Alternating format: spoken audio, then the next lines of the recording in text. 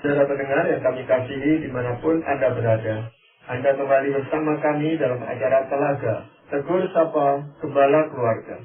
Saya Gunawan Santoso dari Lembaga Bina Keluarga Kristen akan berbincang-bincang dengan Bapak Pendeta Dr. Paul Gunadi. Beliau adalah seorang pakar dalam bidang konseling. Perbincangan kami kali ini tentang apa yang Tuhan perbuat tatkala orang baik berubah jahat dan orang jahat berubah baik. Kami percaya acara ini pasti bermanfaat bagi kita sekalian, dan dari studio kami mengucapkan selamat mengikuti. Memang rupanya sifat manusia ini gampang sekali berubah, Pak Paul, ya. Dari yang baik bisa tiba-tiba jadi jahat, jahat jadi baik, dan itu silih berganti. Kadang-kadang orang yang bersangkutan pun merasa heran sendiri dengan dirinya, kok saya bisa jadi seperti ini, kok saya bisa seperti ini. Ini bagaimana, Pak Paul? Memang inilah kenyataan hidup, Pak Gunawan. Orang jahat tidak selalu jahat. Kadang mereka berubah menjadi baik. Sebaliknya orang baik tidak selalu baik. Ada kalanya mereka berubah menjadi jahat. Nah, pertanyaan yang mungkin muncul adalah, mengapakah orang jahat bisa berubah baik dan orang baik bisa berubah jahat? Dan apakah yang Tuhan perbuat sewaktu orang jahat berubah baik dan orang baik berubah jahat? Nah, kita akan melihat bagian dari firman Tuhan di 2 Raja-Raja pasal 5 ayat 1 hingga 27, supaya kita bisa melihat fakta kehidupan ini dan memperoleh jawaban dari pertanyaan ini. Ya, memang yang saya tahu itu Tuhan itu tidak pernah melabeli seseorang, oh ini orang ini jahat, oh ini orang baik. Tapi kita lah yang seringkali melakukan hal itu, Pak Paul. Orang yang kita sudah berikan label jahat, betapapun baiknya dia, itu kita curiga terus dengan apa yang dia lakukan. Betul. Jadi kalau kita memang sudah mempunyai pemikiran orang itu memang nggak baik, ya apapun yang dia lakukan kita cenderung mencurigai motifnya tetap nggak baik. Iya, dan seolah-olah nggak bisa berubah lagi gitu, Pak Paul, ya. Sehingga nggak ada upaya untuk memperbaiki orang yang jahat, tapi sebaiknya orang yang kita sudah labeli baik ini, apapun yang dia lakukan kita anggap baik terus, sehingga kita itu kadang-kadang tertipu. Yang pada mulanya baik tiba-tiba menipu kita. Nah, baru setelah itu kita terkaget-kaget, oh ternyata orang ini tidak baik juga gitu, Pak Paul. Ya, tapi kali ini memang kita akan melihat bahwa orang ini memang jahat tapi terus bisa jadi baik. Tapi orang yang tadinya baik kok bisa berubah jadi jahat. Nah, itu kenyataan. Contohnya bagaimana ya dari Alkitab ini, Pak? Pada saat itu Israel sedang dalam kondisi genting, ya, karena ketidaktaatan kepada perintah Allah. Maka Israel mendapatkan hukuman, yaitu bangsa Asyur dan bangsa Aram tidak henti-hentinya menggempur Israel. Setiap kali datang mereka berhasil menaklukkan Israel, menjarahnya, bahkan menangkap serta membawa orang Israel untuk dijadikan budak. Salah satu di antaranya adalah seorang anak perempuan yang dijadikan pelayan di rumah Naaman, seorang panglima. Naaman adalah seorang pahlawan. Oleh karena kepiawaiannya, bangsa Aram berhasil memenangkan banyak pertempuran. Namun, di tengah kegemilangannya, tiba-tiba dia terkena kusta. Penyakit yang bukan saja mematikan pada saat itu, tapi juga mengerikan. Nah, sudah tentu Naaman gundah. Dan rupanya itulah yang dilihat oleh anak perempuan Israel itu. Karena kasihan, dia pun mengusulkan kepada nyonyanya agar Naaman pergi ke Samaria, ibu kota Israel saat itu, untuk menemui Nabi Elisa. Kita tidak tahu apakah ia mempunyai hubungan dengan Nabi Elisa atau tidak. Tapi yang pasti adalah ia pernah mendengar kabar tentang Nabi Elisa, bagaimana Tuhan memakainya untuk menyembuhkan, bahkan membangkitkan orang mati. Nah, singkat cerita, Naaman pun memutuskan pergi ke Samaria untuk menemui Nabi Elisa. Bagi Naaman ini adalah sebuah tindakan yang sangat merendahkannya. Ia adalah panglima perang yang berandil besar, memberi kemenangan kepada bangsa Aram dalam peperangan melawan Israel. Sekarang ia harus meminta pertolongan kepada seorang nabi di Israel. Tapi demi kesembuhan, ia rela pergi dan merendahkan dirinya. Sesampainya di sana, Nabi Elisa menolak untuk menemuinya. Ia menyuruh seorang suruhannya untuk mengatakan kepada Naaman, pergilah mandi 7 kali dalam sungai Yordan, maka tubuhmu akan pulih kembali sehingga engkau menjadi tahir. Perlakuan Nabi Elisa yang memang disengaja ini membuat Naaman gusar. Dia menolak melakukannya, tapi akhirnya atas desakan pegawai-pegawainya, ia pun menuruti instruksi Nabi Elisa. Tubuhnya pulih, ia disembuhkan. Nah, untuk mengungkapkan rasa syukurnya, ia ingin memberi hadiah kepada Nabi Elisa, namun Nabi Elisa menolaknya dengan sengaja. Setelah Naaman pergi, bujang Nabi Elisa yang bernama Gehazi mengejar Naaman dan berdusta kepadanya. Ia berkata bahwa Nabi Elisa menyuruhnya pergi untuk menemui Naaman dan meminta hadiah itu kembali, karena 2 orang nabi yang membutuhkan pertolongan. Naaman memberikannya bukan saja seperti yang diminta Gehazi, tapi jauh melebihi apa yang diminta oleh Gehazi. Sepulangnya ke rumah, Nabi Elisa memanggil Gehazi. Ia sudah tahu karena Tuhan telah menyatakan perbuatan Gehazi kepadanya. Nabi Elisa menegur Gehazi dan sebagai hukuman atas perbuatannya, kusta Naaman pun pindah dan melekat pada Gehazi. Dalam kisah ini kita melihat orang jahat, yaitu Naaman, menjadi baik. Sedang orang baik, Gehazi, menjadi jahat. Nah, jadi ada beberapa pelajaran yang dapat kita petik dari kehidupan 2 orang ini, Pak Gunawan. Ya, ini suatu kisah yang menarik sekali, Pak Paul. Mungkin sebagian besar kita tahu, tetapi juga mungkin juga ada yang belum tahu, Pak Paul, tentang kisah ini. Tetapi baiklah kita belajar dari kisah ini. Karena pasti Tuhan meninggalkan kisah ini buat kita, supaya kita itu bisa belajar sesuatu daripadanya itu, Pak. Nah, pelajaran pertama yang bisa kita tarik dari kisah ini apa, Pak? Pertama adalah mata Tuhan tertuju pada semua orang dan bukan hanya pada sebagian orang. Orang yang kita anggap musuh Tuhan atau sudah dibuang Tuhan, ternyata masih menjadi objek kasihnya dan perhatiannya. Sebagaimana dapat kita lihat di sini, kendati Aram bukanlah umat Tuhan dan pada saat itu malah menjadi musuh dan jahat terhadap Israel, Tuhan tetap memperhatikannya. Tuhan tidak berkewajiban menyembuhkan Naaman, orang yang bertanggung jawab atas kekalahan Israel, tetapi ia memilih untuk menyembuhkannya. Dari sini kita dapat menyimpulkan bahwa Tuhan tidak pilih kasih dan bahwa ia adalah Tuhan bagi semua manusia, bukan hanya Israel.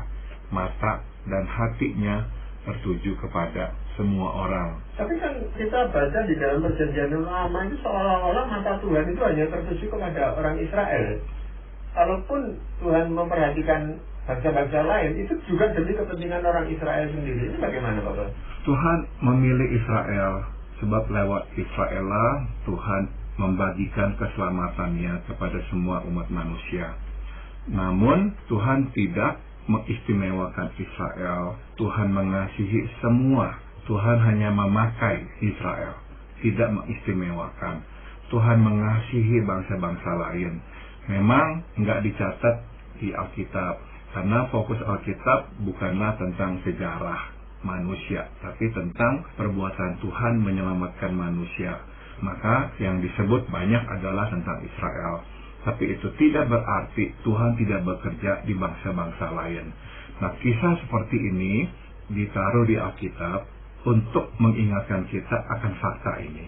Bahwa ternyata Tuhan hadir juga di tengah-tengah bangsa Aram. Nah, kita tahu bangsa Aram sekarang adalah bangsa Irak dan Syria, Pak Gunawan. Makanya kota Damsyik atau kota Damaskus itu disebut-sebut di sini, kota yang sampai sekarang masih ada di Syria. Jadi Tuhan itu ternyata juga hadir di sana, memperhatikan orang yang terkena sakit di sana juga. Jadi enggak hanya satu bangsa yang Tuhan perhatikan, maka Tuhan tertuju kepada semua. Ya, tetapi kalau kita memperhatikan apa yang pernah kita bicarakan di kesempatan yang lampau, Bapak, bahwa semua itu adalah rencana Tuhan demi keselamatan umat manusia, gitu, Bapak, ya. Sehingga betul. seperti ada pembantu yang memberitahukan bahwa di Israel ada nabi dan sebagainya, itu kan semuanya sudah ditata oleh Tuhan demikian rupa. Betul sekali Pak Gunawan. Kita ini kadang berpikir Tuhan hanya akan memperhatikan orang tertentu saja. Ini salah satu kesimpulannya ya. Mungkin kita beranggapan bahwa Tuhan tidak akan memperhatikan kita sebab kita tidak bisa melakukan banyak hal atau pelayanan baginya. Kita berasumsi bahwa Tuhan hanya akan memperhatikan orang yang bertalenta besar dan telah berbuat banyak baginya. Nah, kisah ini memperlihatkan bahwa pandangan seperti itu keliru, Pak Gunawan. Bukan saja Naaman tidak pernah berbuat apa-apa buat Tuhan, ia pun telah berbuat jahat kepada Israel, umat Tuhan, menyerangnya dan menawannya. Namun Tuhan melihatnya dan memperhatikannya, Tuhan bahkan menyembuhkannya. Ya, ini yang semata-mata anugerah gitu Bapak ya. Sekarang kita mengenalnya ini sebagai suatu anugerah. Naaman kan tidak pantas sebenarnya, dan Tuhan pun tidak berkewajiban untuk menyembuhkan Naaman. Tapi Naaman dipilih untuk disembuhkan. Betul. Tapi saya yakin ini ada rencana Tuhan untuk jangka panjang dan lebih luas lagi. Bukan hanya menyembuhkan Naaman, tetapi supaya nama Tuhan dikenal di negara-negara yang lain selain Israel.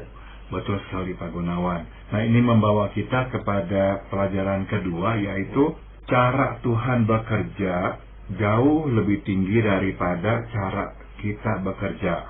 Singkat kata, kita tidak selalu dapat memahami cara Tuhan bekerja.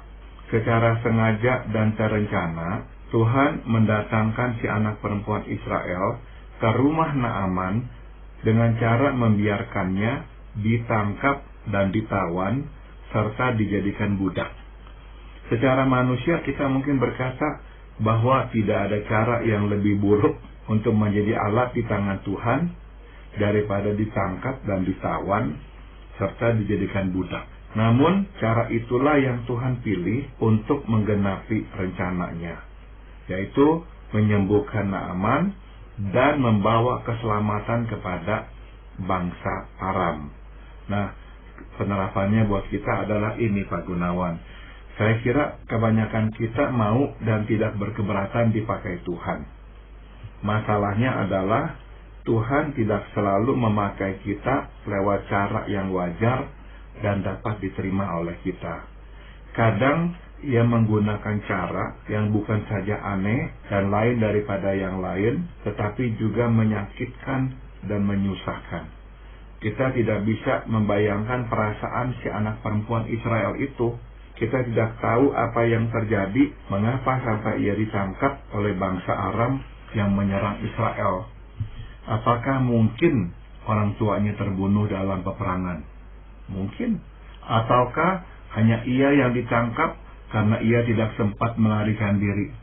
Juga mungkin. Apapun situasinya, kita dapat menyimpulkan bahwa itu tidak baik dan tidak menyenangkan. Kita pun bisa menduga, tentulah si anak perempuan itu sedih. Ya, dia masih kecil dan kerap menangis, meninggalkan atau merindukan keluarganya. Namun dari kisah ini kita dapat menyimpulkan bahwa anak perempuan itu berada dalam kehendak Tuhan. Singkat kata, berada di dalam rumah Naaman adalah berada di dalam kehendak Allah. Ini pelajaran juga buat kita Pak Gunawan. Kehendak Allah tidak berarti hidup tanpa badai. Kadang berada dalam kehendak Allah berarti mengalami gempuran badai kehidupan dan terpaan kesusahan. Ada kalanya untuk masuk ke dalam kehendak dan rencana Allah, kita harus melewati lembah kesusahan dan kehilangan. Kadang agar kita dipakainya pada waktu yang tepat, maka Tuhan harus menghadirkan perubahan yang drastik dalam kehidupan kita. Jadi kita tidak selalu mengerti kehendak Tuhan dan tidak selalu dapat melihat pekerjaan dan pimpinannya. Melalui anak perempuan itu, bukan saja Naaman menerima kesembuhan, ia pun berkesempatan mengenal Tuhan Allah Israel. Ya, memang ini sesuatu hal yang sulit dipahami, tetapi kita takjub gitu, kita kagum dengan cara Tuhan ini bekerja, Bapak ya. Betul. Bukan hanya dalam ini gitu. Ada banyak contoh sebenarnya di Alkitab itu yang membukakan mata kita. Sebenarnya Tuhan itu memimpin kita langkah demi langkah, tahap demi tahap gitu Pak. Betul, kita nggak selalu menyadarinya, tapi sebetulnya tuh Tuhan sedang menggiring kita ke satu arah, yaitu pada kehendak dan rencananya. Nah, bagaimana Tuhan menggiring kita itu memang melibatkan berbagai situasi. Ada yang menyenangkan, ada yang tidak menyenangkan. Dalam kisah ini memang tidak menyenangkan bagi si anak perempuan itu. Sebab kemungkinan yang tadi telah kita bahas benar-benar bisa terjadi Pak Gunawan. Bisa jadi dia memang tidak punya orang tua sebab orang tuanya masih terbunuh oleh bangsa Aram.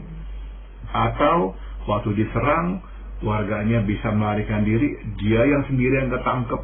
Jadi sudah pasti dia waktu dibawa, ditangkap, akhirnya dia dijadikan budak, dia sedih luar biasa sebab dalam pemikiran dia nggak akan bisa lagi tuh menginjak kakinya di tanah kelahirannya. Dia sudah menjadi budak bangsa lain. Tapi ternyata dalam rencana Tuhan ada rencana Tuhan yang lebih tinggi lagi, lebih agung lagi, lebih mulia lagi. Ya mungkin dia tetap menjadi budaknya Naaman gitu Pak Bayan, tetapi kan dia sudah dipakai oleh Tuhan untuk sesuatu yang mulia gitu. Betul. Sesuatu yang di luar orang lain tidak bisa lakukan itu sebenarnya gitu. Betul. Maka tadi saya katakan dalam kasus dia berada dalam rumah Naaman, ternyata berada dalam kehendak Allah. Kita kan selalu berpikirnya, wah kalau kehendak Allah harusnya justru saya dilepaskan dari rumah ini nih. Ini kan yang memperbudak saya. Harusnya saya keluar, dibebaskan oleh Tuhan. Ternyata tidak selalu demikian. Tapi kita bisa yakin satu hal, karena Naaman itu disembuhkan, dia pasti akan berterima kasih kepada si anak perempuan itu. Dan itu disembuhkan dari penyakit yang sangat berbahaya, yaitu kusta gitu Pak Bayan, bukan cuma sekedar penyakit yang biasa-biasa saja gitu. Betul. Iya, Bapak, pelajaran yang lain yang kita pelajari apa Bapak? Yang ketiga adalah perubahan menuju baik dari jahat berawal dari kerendahan hati. Naaman menolak mandi di sungai Yordan karena ia merasa terhina, Pak Gunawan. Namun satu hal lagi yang tidak kalah menyakitkan egonya adalah Nabi Elisa tidak bersedia menemuinya. Ya, dia kan pejabat tinggi bangsa yang menaklukkan Israel. Nabi Elisa nggak sudi melihatnya ya. Nabi Elisa sengaja menolak untuk bertemu dengannya agar ego Naaman makin terluka. Puncak dari cederanya ego yang besar itu adalah sewaktu ia harus mandi di sungai Yordan sebanyak 7 kali. Kita tidak tahu ya seberapa kotornya sungai Yordan saat itu. Yang pasti adalah sungai di Damsyik, tempatnya bermukim, jauh lebih baik daripada sungai Yordan. Mandi di sungai yang kotor 7 kali di Israel, negara yang takluk kepada bangsa Aram, tanpa sedetik pun ditemui oleh Nabi Elisa, benar-benar menghancurkan egonya. Namun itulah awal dari perubahannya. Naaman kembali ke negerinya sebagai seorang yang percaya pada Tuhan Allah. Kerendahan hati membawa kita dekat kepada Tuhan. Keangkuhan hati membawa kita jauh dari Tuhan. Iya, memang sulit sekali orang yang jahat ini untuk rendah hati. Karena ini suatu hal yang bertentangan. Seperti Naaman ini sulit itu. Itu lebih mudah kalau orang itu bukan Naaman gitu, tetapi seorang yang ya biasa-biasa saja, penduduk di Aram atau dan sebagainya. Tetapi dengan jabatan, dengan kepandaian dia, dengan kekayaan dia, itu memang sulit terus terang untuk rendah hati itu. Ya, bahkan kan kita tahu Naaman itu tuh mendapatkan surat dari Raja Aram yang ditujukan kepada Raja Israel. Dan surat itu bukannya permohonan, surat itu adalah seperti surat perintah. Raja Aram meminta Raja Israel untuk membawa Naaman kepada Nabi Elisa. Tapi sekarang Naamannya itu yang seolah-olah harus mengemis-ngemis kepada Nabi Elisa. Jadi dia harus benar-benar mengorbankan egonya. Tapi itulah yang harus terjadi, Pak Gunawan. Tuhan nggak hanya berminat menyembuhkannya. Tuhan berminat mengubah dirinya. Ini buat Tuhan lebih penting. Dengan dia itu disembuhkan, dia menjadi sehat, sudah tentu itu hal yang baik. Tapi kalau karakternya tidak berubah, dia tetap jahat. Buat apa? Nah, jadi kita lihat Tuhan melihat atau Tuhan mementingkan perubahan karakter lebih daripada kesehatannya. Nah, di sini kita lihat Tuhan lakukan dua-duanya. Memberi dia kesehatan, tapi juga mengubah karakternya. Ya, kalau menyembuhkan penyakitnya ini mungkin sepenuhnya berada di tangan Tuhan. Tapi untuk mengubah karakter seseorang ini kan dibutuhkan kerjasama juga dengan orang yang bersangkutan ini. Betul. Sehingga peristiwa sakit dan sembuhnya Naaman ini saya rasa memang sudah dipersiapkan oleh Tuhan untuk mengubah karakter. Betul. Naaman ini. Yang menarik adalah ya mula-mula dia kan menolak untuk mandi di Sungai Yordan, tapi para pegawainya justru membujuk dia. Kamu sudah datang jauh-jauh ke sini dan dia hanya minta kamu mandi 7 kali di Sungai Yordan. Kalau dia meminta kamu melakukan hal yang lebih susah, kamu akan lakukan. Kenapa yang ini tidak mau? Tapi sebetulnya kan ya kita tahu jawabannya. Karena ini terlalu mengorbankan egonya, terlalu menghina. Disuruh mandi di Sungai Yordan yang kotor itu, enggak ditemui sama sekali oleh Nabi Elisa.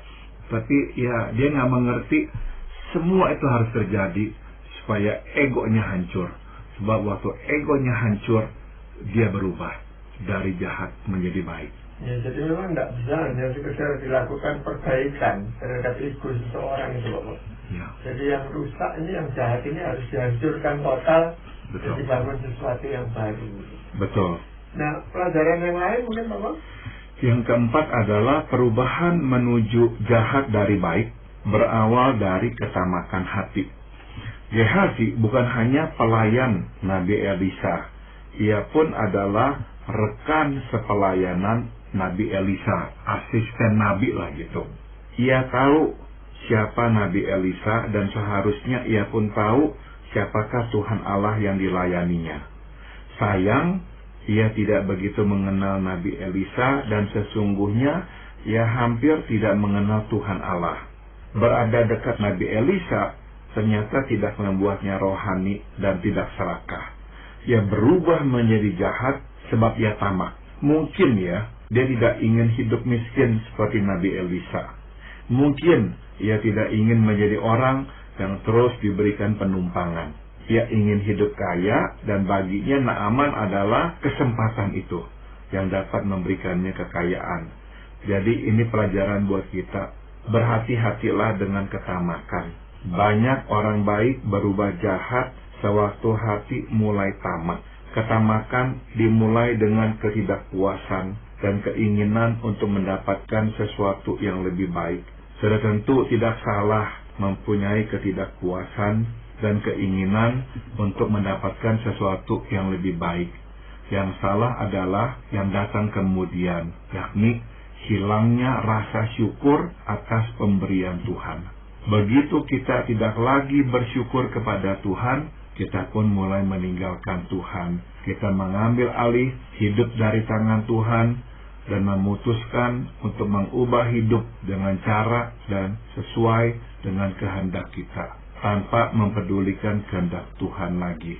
Nah, itulah awal dari ketamakan, Pak Gunawan. Ya, ini mungkin lebih sering kita lihat di dalam kehidupan kita sehari-hari, dan bahkan yang bisa menimpa kita. Kalau berubah dari jahat ke baik itu sulitnya bukan main, Bapak, tetapi kalau merubah dari baik menjadi jahat, itu seolah-olah memang jalan terbuka lebar ya. Sudah disiapkan jalannya oleh iblis. Gampang sekali untuk jadi jahat seperti itu, Bapak. Betul. Tetapi memang ketamakan hati ini menjadi masalah utama. Kita sulit sekali mengendalikan ketamakan di dalam diri kita. Jadi bagaimana, Pak? Juga termasuk orang seperti Gehazi yang begitu dekat dengan Nabi. Dan melihat Tuhan memakai Nabi Elisa, menyembuhkan orang, membangkitkan orang dari kematian. Kan seharusnya dia udah bersuka cita, diberikan kehormatan melihat Tuhan bekerja. Tapi akhirnya dia pikir-pikir, aduh kok nggak punya jaminan hidup, nggak punya kebun, nggak punya anggur, nanti gimana hari tua, ini kesempatan nih, di depan mata nih ada orang mau kasih hadiah, ya udahlah dia gelap mata, dia berbohong untuk mendapatkan semua itu, tapi akhirnya justru dia mendapatkan hukuman Tuhan, dia yang menjadi penderita penyakit kusta. Ya. Nah, kalau untuk memerangi ketamakan seseorang di dalam pelayanan khususnya ini bagaimana, Pak? Saya kira kita mesti bersyukur atas apa yang Tuhan telah berikan dan percaya dengan iman Tuhan gak akan meninggalkan dan pasti memelihara kita. Jadi kalau kita udah punya pegangan itu, percaya dengan iman Tuhan pasti memelihara kita, kita gak lagi pikirkan cara-cara lain untuk menambahkan yang kita rasa kurang itu dan kita nggak puas itu, nggak usah lagi, Tuhan pasti pelihara. Iya. Apakah ada firman Tuhan yang ingin Bapak sampaikan untuk mengakhiri bagian ini? Firman Tuhan di Amsal 10 ayat 29 mengingatkan, jalan Tuhan adalah perlindungan bagi orang yang tulus, tetapi kebinasaan bagi orang yang berbuat jahat. Jadi Tuhan itu tuh memberi jalan, dan jalan yang paling aman bagi orang yang tulus, yang jujur ya.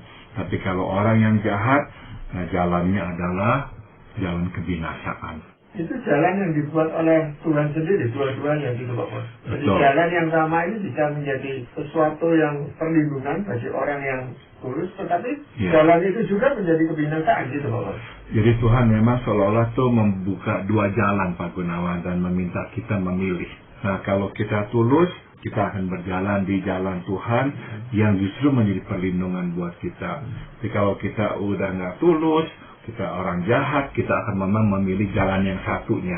Kita pikir ini jalan akan membawa kita kepada kesukacitaan, kebahagiaan, tapi justru nantinya kebinasaanlah yang kita akan dapatkan. Iya, terima kasih Bapak untuk perbincangan ini. Dan para pendengar sekalian, terima kasih Anda telah mengikuti perbincangan kami dengan Bapak Pendeta Dr. Paul Gunadi dalam acara Telaga, Tegur Sapa Gembala Keluarga. Kami baru saja berbincang-bincang tentang apa yang Tuhan perbuat tatkala orang baik berubah jahat dan orang jahat berubah baik. Bagi Anda yang berminat untuk mengetahui lebih lanjut mengenai acara ini, silakan menghubungi kami lewat surat. Alamat kami surat Anda ke Lembaga Bina Keluarga Kristen atau LBKK, Jalan Cimanuk 56, Malang. Kami juga mengundang Anda mengunjungi situs kami di www.telaga.org. Saran-saran, pertanyaan, serta tanggapan Anda sangat kami nantikan. Akhirnya dari studio kami mengucapkan terima kasih atas perhatian Anda dan sampai jumpa pada acara